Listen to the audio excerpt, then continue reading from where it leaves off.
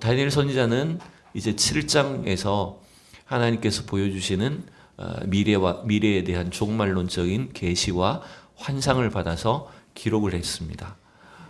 우리가 지난주에 살펴본 것처럼 1절에서 14절은 다니엘이 벨사살 왕 원년에 받았던 그 환상들을 이렇게 꽤 자세하게 기록해 놓았던 걸 볼 수 있었어요. 어떤 환상이었는지 여러분 기억나나요? 오늘 본문에도 또 등장하긴 하지만 바다에서 올라왔던 네 짐승에 관한 환상이 첫 번째였어요.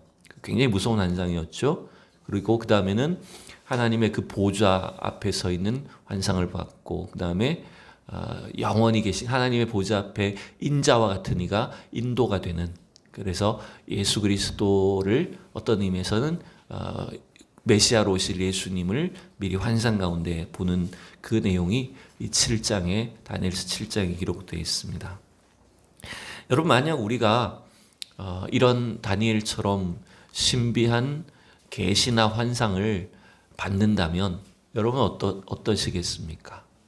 밤에 잠을 자는데 하나님이 막 하늘을 열어 보여주시면서 막 천국의 모습을 본다든지, 혹은 미래에 일어날 일들에 대해서 환상을 보여주신다든지, 여러분 그런 계시를 받으면 어떨까요?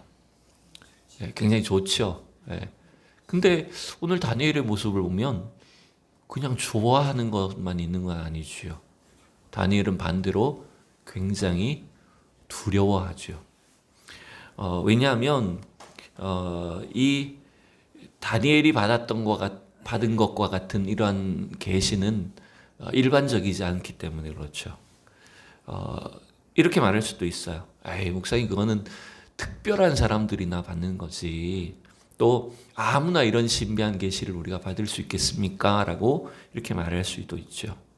여러분, 맞아요. 이미 우리는 계시의 완성으로서 성경이 우리에게 다 완성이 되어서 주어져 있는 시대에 살고 있고, 또 다니엘과 같이 어떤 모든 사람들이, 모든 성도들이 이렇게 특별하고 신비한 계시를 받을 수 있는 것은 아니에요. 그러나 여러분, 우리 이걸 기억해야 됩니다. 우리는 이미 완성된 계시의 말씀 안에서 날마다 하나님의 뜻과 하나님의 진리가 무엇인가를 잘 깨달아야 될 필요가 있어요. 그래서 말씀과 기도 가운데 날마다 하나님 앞에 가까이 나아가며 주님이 우리의 삶의 현장 가운데 구체적으로 무엇을 원하시는지를 잘 깨달을 수 있는, 신비한 계시는 아니라고 할지라도 우리의 삶에 주시는 구체적인 말씀의 지혜와 명령들을 깨달을 수 있는 성도들이 되셔야 된다는 것입니다. 그래서 여러분, 우리 신앙생활은요, 밋밋한 것이 아니에요, 결코. 물론 한결같이 변함없는 신앙생활 하는 게 중요합니다. 그런데 영적인 어떤 은혜와 체험이 우리의 신앙생활 속에 날마다 새롭게 더 이전에 알지 못했던 하나님의 은혜를 충만하게 경험하는 그런 신앙생활이 되셨으면 좋겠어요.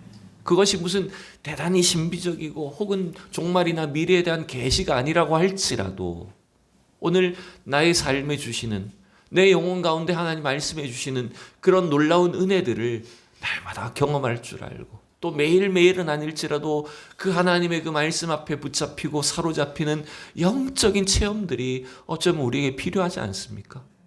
왜 그렇습니까? 우린 너무너무 맹숭맹숭한 신앙생활을 할 따름이라는 거예요. 영적으로 좀 뭔가 깨어짐이 필요하고, 하나님의 진리 앞에 우리가 꼬꾸라질 때도 있고, 하나님의 은혜에 강력하게 사로잡혀서 우리 영혼이 송두리째 변화되는 그런 은혜의 체험이 어쩌면 우리에게 필요하다는 것 아닙니까? 여러분 정말 원하십니까? 그런 은혜를 체험하기를 원하십니까? 그러려면 우리가 정말 간절히 주님 앞에 엎드려야 돼요. 다니엘이 그 사자굴의 시험 앞에서도 매일매일 기도의 시간을 갖고 하나님께 엎드렸던 것, 여러분 그건 단지 자기 자신을 지키기 위한 것이 아닙니다. 하나님의 은혜가 없이는 이 땅을 살 수 없다는 것을 알았기 때문에 그래요. 여러분, 그런 면에서 보면 다니엘과 그의 세 친구들이 이 바벨론이라고 하는 그 아주 거칠고 어려운 환경에서 믿음을 지켰던 비결은 딴 게 아니에요. 날마다 하나님 앞에 엎드렸기 때문에 그게 가능했어요. 우리도 마찬가지입니다.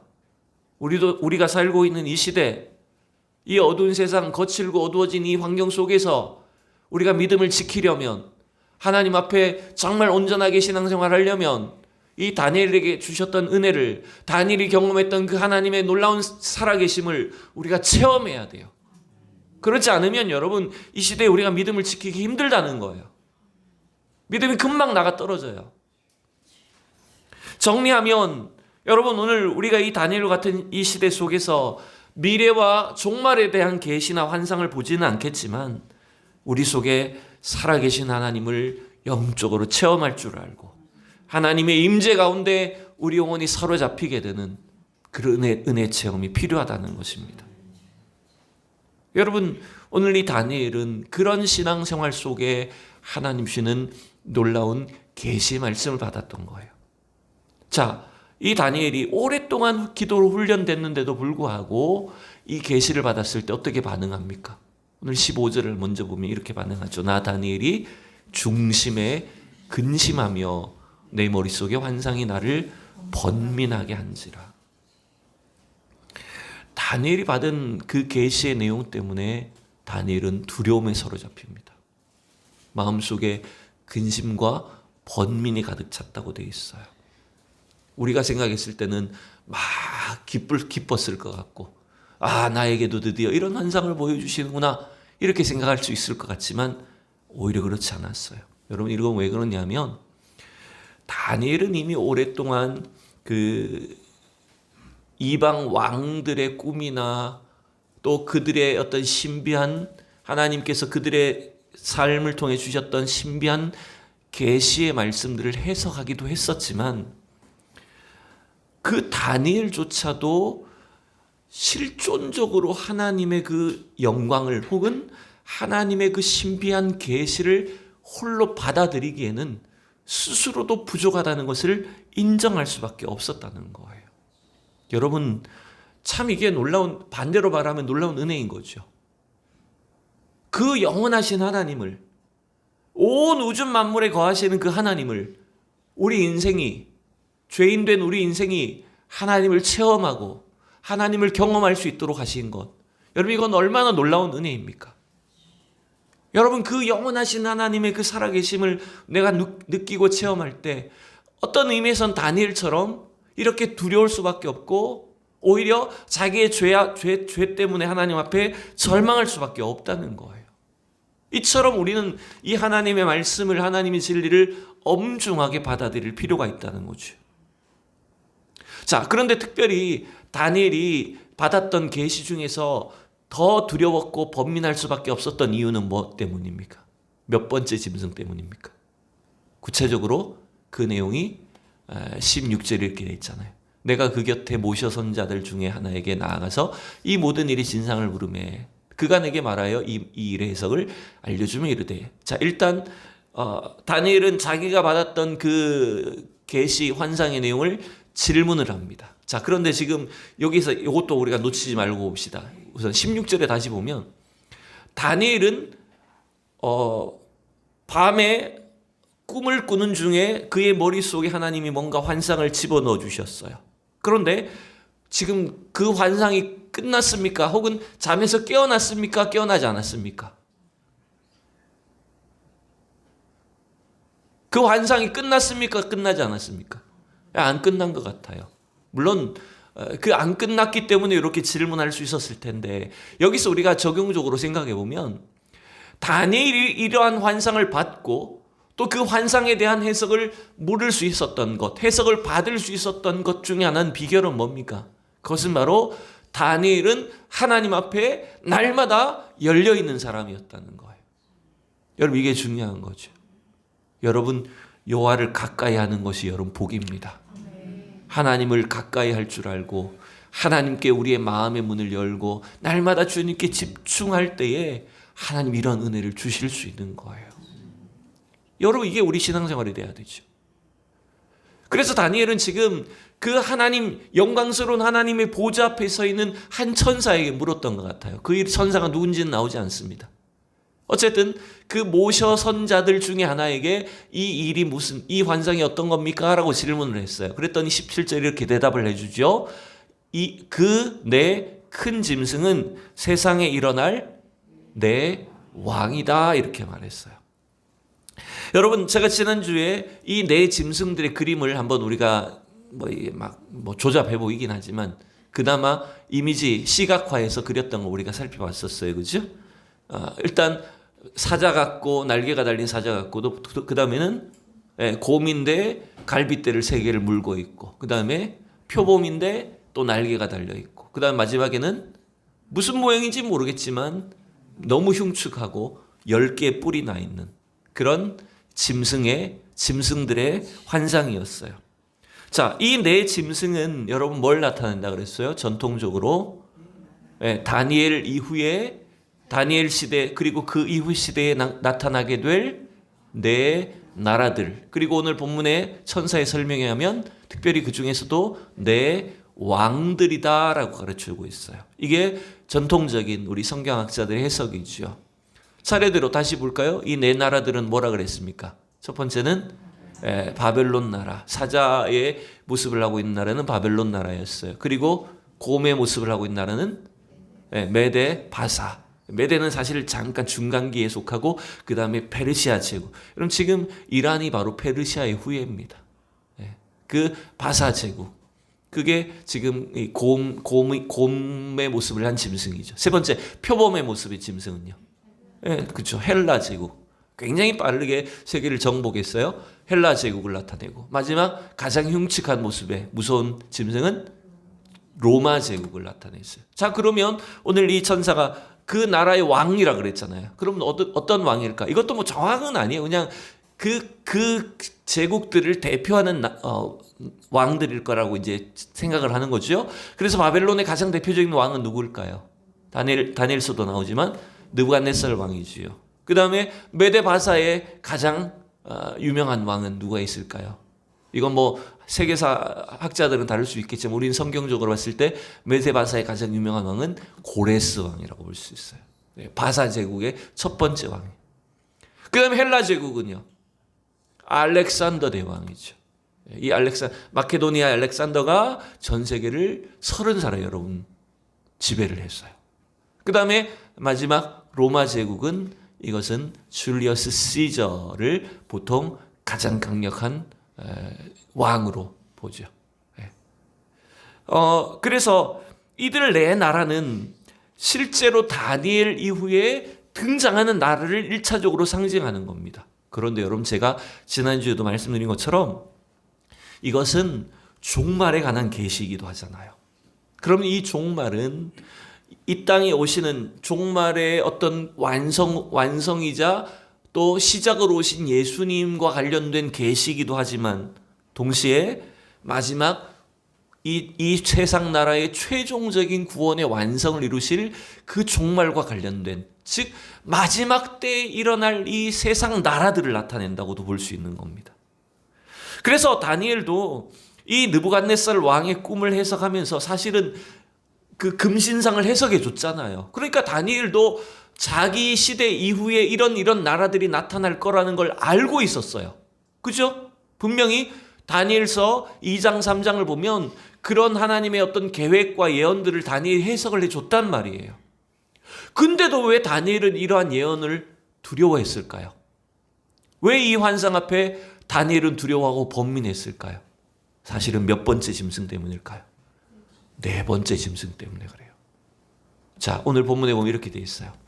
19절에 보면 이에 내가 넷째 짐승에 관하여 확실히 알고자 하였으니 곧 그것은, 자 같이 읽어봐요. 곧 그것은 모든 짐승과 달라서 심히 무섭더라. 그 이는 쇠요 그 발톱은 노시니 먹고 부서뜨리고 나머지는 발로 밟았으며 20절 또 그것의 머리에는 10뿔이 있고 그 외에 또 다른 뿔이 나오매 3뿔이 그 앞에서 빠졌으며 그 뿔에는 눈도 있고 큰 말을 하는 입도 있고 그 모양이 그의 동료보다 커 보이더라.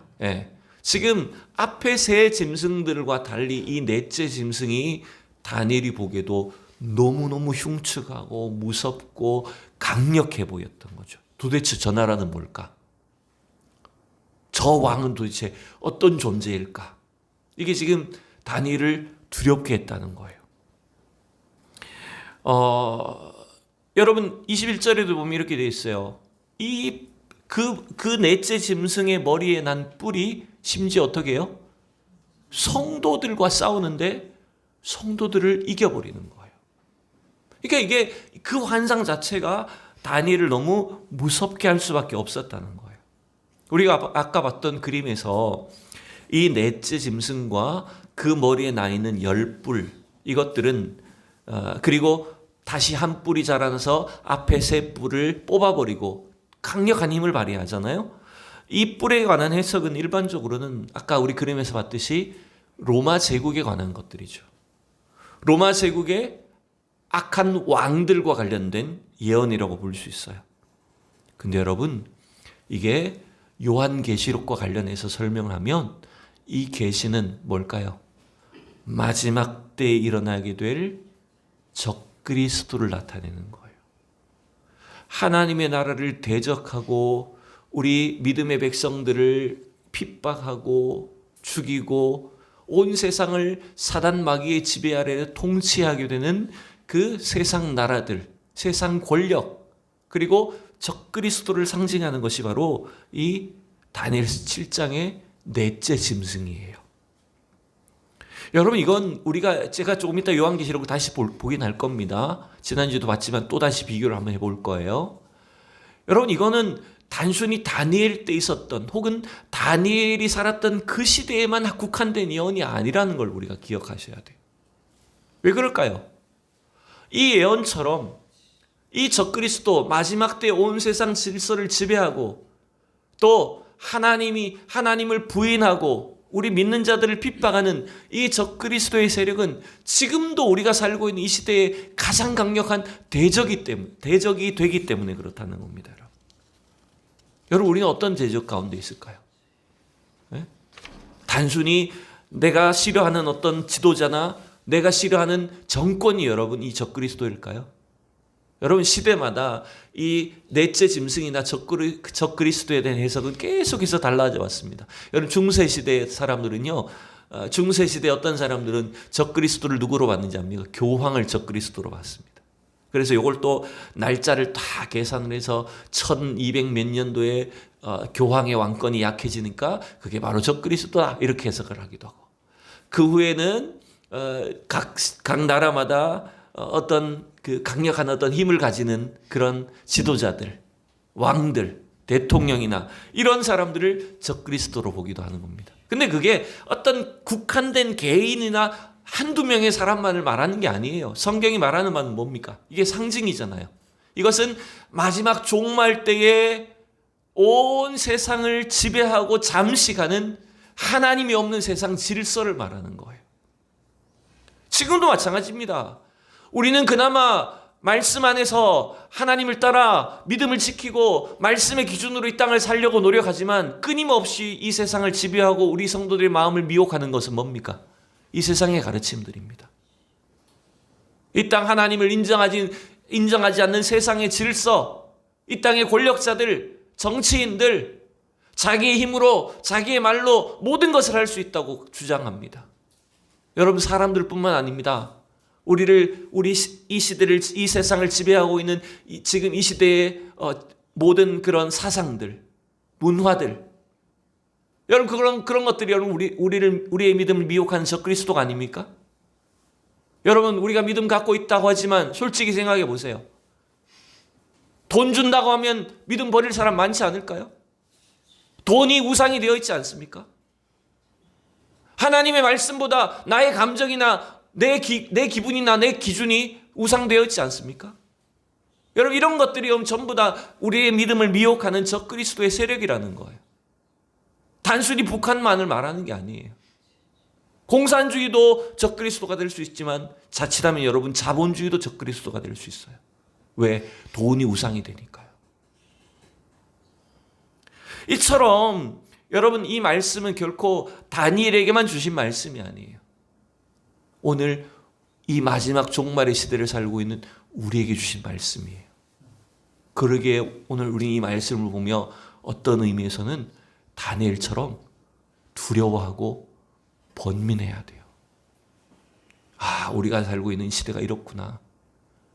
우리가 지금 영적으로 깨닫지 못하지만 이 시대를 지배하고 있는 이 넷째 짐승의 세력, 그 강력한 그 무서운 세력들이 지금 얼마나 우리를 위협하고 노리고 있는지 영적인 눈을 들어서 분별할 줄 알아야 된다는 거예요. 그런데 여러분, 다행히 오늘 이 말씀에서 감사한 지점들이 몇 개가 있어요. 그건 뭘까요? 그런 넷째 짐승의 공격으로 성도들이 핍박을 당하고 성도들이 심지어 죽기도 하겠지만, 그러나 그 마지막은 항상 뭐로 돼 있을까요? 자, 21절 22절 보세요. 내가 본즉 이 뿔이 성도들과 더불어 싸워 그들에게 이겼더니, 그 뿔이 성도들을 이겨요. 자, 그런데 마지막은 어떻게 될까요? 22절 읽어봐요. 옛적부터 항상 계신 이가 와서 지극히 높으신 이의 성도들을 위하여 원한을 풀어주셨고 때가 이름에 성도들이 나라를 얻었더라. 여러분, 놀랍게도 마지막에는 주님께서 뭘 이루신다고요?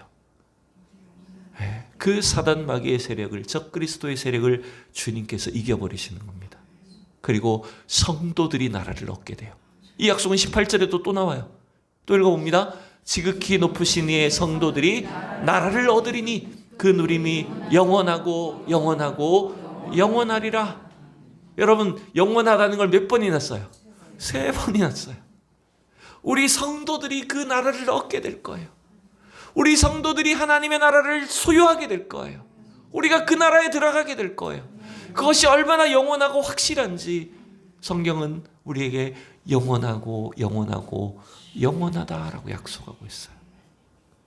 여러분, 이게 두려움 속에서도, 번민 속에서도 소망을 가질 수 있는, 확신을 가질 수 있는 이유다라는 거예요. 저는 그래서 이 말씀을 지난주부터 준비하면서 그 나라에 살리란 찬양을 계속 들으면서 준비를 했어요. 네. 주님께서 이루신 그 나라. 여러분, 이 나라는요, 그 영원한 나라는 우리가 죽은 후에 가는 나라를 말하는 것만 아닙니다.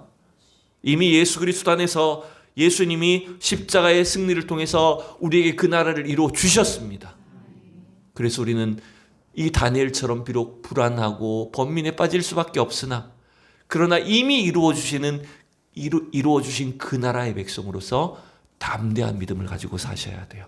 자, 그런데 이 나라의 완성이 이루어지기까지는 여러분 성도들에게는 어떤 일정한 기간, 과정이 필요하다고 오늘 또 성경 덧붙입니다. 자, 이 넷째 짐승에 대해서 천사는 조금 더 다니엘에게 설명을 해줘요. 그게 지금 23절 이하예요. 자, 23절에서 25절을 자세히 한번 읽어봅시다. 자, 시작. 모신 자가 이처럼 이르되 넷째 짐승은 곧 땅의 넷째 나라인데 이는 다른 나라들과는 달라서 온 천하를 삼키고 밟아 부서뜨릴 것이며 그 열불은 그 나라에서 일어날 열왕이요 그 후에 또 하나가 일어나리니 그는 먼저 있던 자들과 다르고 또 새 왕을 복종시킬 것이며. 자, 여기까지. 일단 23절과 4절은 앞에서 제가 설명했던 걸 그대로 반복하는 거예요. 거의, 그죠? 지금 넷째 짐승은 넷째 나라라고 말하고 있고 그 열불들은 열왕들이고 그 다음에 새로운 뿔이 나타나는데 그게 강력한 힘을 가진 어떤 새로운 왕이 나온다는 거예요. 자, 근데 25절이 이제 중요해요.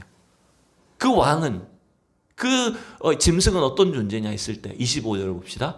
그가 장차 지극히 높으신 이를 말로 대적하며 또 지극히 높으신 이의 성도를 괴롭게 할 것이며 그가 또 때와 법을 고치고자 할 것이며 성도들은 그의 손에 붙임받으어 한 때와 두 때와 반 때를 지내리라. 자, 보세요. 넷째 나라가 지금 넷째 짐승이 넷째 나라라고 했어요. 그리고 그 넷째 나라에 열 뿔이 있고 또 새로운 한 뿔이 나타나는데 이 새로운 한 뿔이 말하자면 이 마지막 때의 적그리스도를 말하는 거예요. 종말론적으로 보면 하나님을 대적하는 마지막 강력한 세력, 마지막 발악을 하는 거예요. 근데 어떻게 한다고요? 지극히 높으신 이를 말로 대적해요. 여러분, 이게 적그리스도가 하는 일이에요. 사단이 하는 일이에요. 지극히 높으신 이의 성도를 괴롭게 해요. 아까 그랬죠? 성도들과 싸워서 성도들을 이긴다 그랬어요. 성도들이 이기는 게 아니에요. 성도들이 지는 거예요. 그리고 때와 법을 고친대요. 여러분, 이 때와 법이라는 것은 조금 적용적으로 해석하면 하나님께서 우리에게 정해주신 어떤 기준, 말씀의 기준, 진리의 기준, 이것들을 막 뜯어 고치는 걸 말하는 거예요. 그리고 성도들이 그의 손에 붙임 바가 되어서 성도들을 일시적으로 하나님께서 그 사단의 세력 앞에, 적그리스도의 세력 앞에 붙여주셔서 성도들이 어떻게 될까요? 한 때와 두 때와 반 때를 괴로움의 시간을 지내는 거예요. 자, 그래서 이제 다니엘서를 주로 요한계시록과 연결해서 해석할 때 제일 중요한 것 중에 하나가 이 한 때, 두 때, 반 때예요. 그럼 이 한 때, 두 때, 반 때가 뭘까? 이걸 그냥 일반적으로 아주 간략하게만 설명할게요.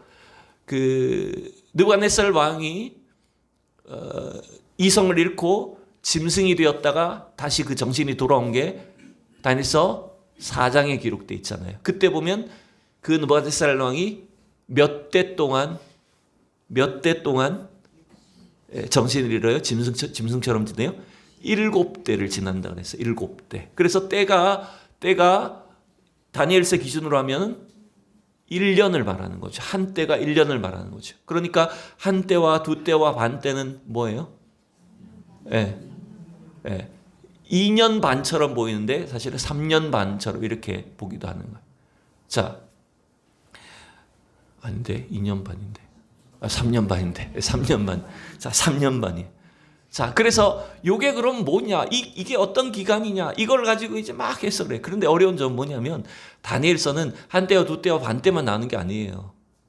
그 날짜만 나온 게 아니라 12장에 가보면 또 다른 날짜도 나오고 또 이 7일에도 나오고 굉장히 많은 숫자가 나와요. 이걸 굳이 억지로 이걸 무슨 몇 년도 며칠에 뭐가 일어난다는 식으로 해석을 해서 세대주의자들이라든지 일부 종말론자들이 이걸 억지로 갖다 붙이고 끌어붙여서 어떤 날짜를 우리에게 가르쳐 주려고 할 때가 있어요. 여러분, 그러나 이게 어떤 우리에게 구체적인 날짜를 알려주는 말씀은 결코 아니에요. 자, 이걸 우리는 요한계시록과 연관해서 우리가 살펴볼 필요가 있어요. 이것은 종말에 관련된 어떤 기간을 나타내는 거지 정확하게 몇 년이다 혹은 며칠이다 이런 의미는 아니라고요.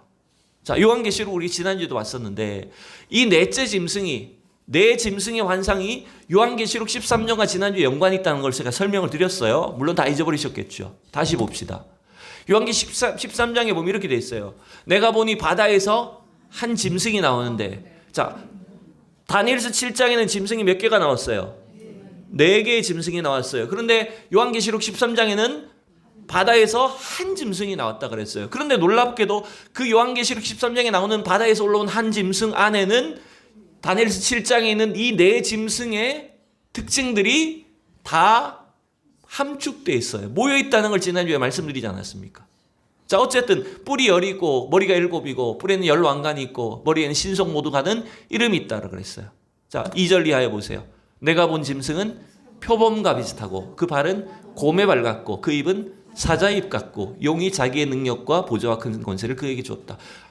앞에 나왔던 사자 같고 곰 같고 표범 같았던 다니엘서 7장에 나왔던 짐승이 다 들어가 있어요. 그리고 머리에 10뿔이 있었던 것도 4번째 짐승하고 다 연관되어 있잖아요. 그러니까 요한계시록 13장에는 다니엘서 7장에 나왔던 그 짐승이 함축돼서 하나처럼 지금 설명이 되고 있어요. 그런데 문제는 뭡니까? 그 요한계시록 13장에 나왔던 그 마지막 바다에서 올라온 짐승은 용으로부터 사단으로부터 큰 능력과 권세를 받아요. 근데 어떤 권세냐면 보세요. 머리 하나가 상하여 죽게 되었다가 상처가 나와서 죽었다가 살아나는 거예요. 마치 예수님이 십자가에 달려 죽으셨다가 부활하는 것처럼 그런 엄청난 기적을 행해버리니까 사람들이 어때요? 세상이. 거기에 다 미혹돼 버려요. 그 짐승을 따라가요. 4절 용이 짐승에게 권세를 주므로 같이 읽어요. 용에게 경배하며 짐승에게 경배하여 이르되 누가 이 짐승과 같으냐? 누가 능히 이와 더불어 싸우리요 하더라. 여러분, 이 짐승 결국 어떤 자리에 오른 겁니까? 하나님의 자리에 올라요. 메시아가 되고요. 구원자가 되어버려요. 그 마지막 때에. 그게 여러분 우상이 되는 겁니다. 근데 여러분 그 다음 구절 봐야지. 이거 4절은 지난주까지 봤던 거고요. 자, 5절 6절을 보세요. 같이 읽어요. 또 짐승이 과장되고 신성모독을 말하는 입을 받고 또 42달 동안 일할 권세를 받으니라. 짐승이 입을 벌려 하나님을 향하여 비방하되 그의 이름과 그의 장막꽃 하늘에 사는 자들을 비방하더라. 아까 우리 7장에서 그 넷째 짐승이 하는 일 기억하세요? 하나님의 이름을 어떻게 한다 그랬어요? 말로 비방한다 그랬어요. 모독해요. 그게 이 넷째 짐승이 여기 나오는 거예요, 사실은. 근데 여기 보면 얼마 동안 권세를 받아요? 42달. 여러분 그 3년 반을 달수로 바꾸면 42달이 되는 거예요. 근데 이게 그러면 딱 뭐 3년 반이라는 우리가 생각하는 어떤 기준의 3년 반이냐, 뭐 2026년부터 2029년 6월까지냐 이런 개념이 아니고, 이 마지막 때에 이 적그리스도 사단 마귀가 이 세상을 지배하고 다스리는 그 일정한 기간이 있다는 걸 말하는 거예요. 그게 다니엘서부터 요한계시록이 일관되게 가르쳐주는 종말에 대한 말씀이에요. 근데 그 기간 동안 그럼 성도는 어떻게 된다는 걸까요? 이 마귀의 권세 앞에, 적그리스도의 권세 앞에 성도들은 어떤 일을 겪을까요? 7절 8절을 보셔야 돼요. 자, 7절 8절 마지막으로 봅니다. 또 권세를 받아 성도들과 싸워 이기게 되고 각 족속과 방언과 나라를 다스리는 권세를 받으니 죽임을 당한 어린 양의 생명책에 창세 이후로 이름이 기록되지 못하고 이 땅에 사는 자들은 다 그 짐승에게 경배하리라. 아까도 다니엘서도 나왔잖아요. 성도들과 싸워서 성도들을 이겨버려요. 특별히 여러분 이 3년 반이라는 기간, 이 기간 42달이라는 기간은 어떤 거냐면 우리 성도들이 이 마지막 때에 믿음을 지키느라 고난당하고 죽임당하고 세상으로부터 버려지고 엄청나게 시련을 겪을 수 있는 그 기간을 말해요. 그래서 그리스도 안에서 죽지 않으면, 그리스도 안에서 죽은 자가 아니면 다 그 우상을, 적그리스도를 경배하고 숭배하는, 배도하게 되고 믿음이 떠나버리고 이런 엄청난 시련이 있을 것이다라고 하는 것을 말하고 있는 거예요. 이게 지금 다니엘서 7장에서 가르쳐 보여주셨던 말씀이고, 그게 요한계시록 13장 이하에서도 그대로 예언되는 말씀이에요.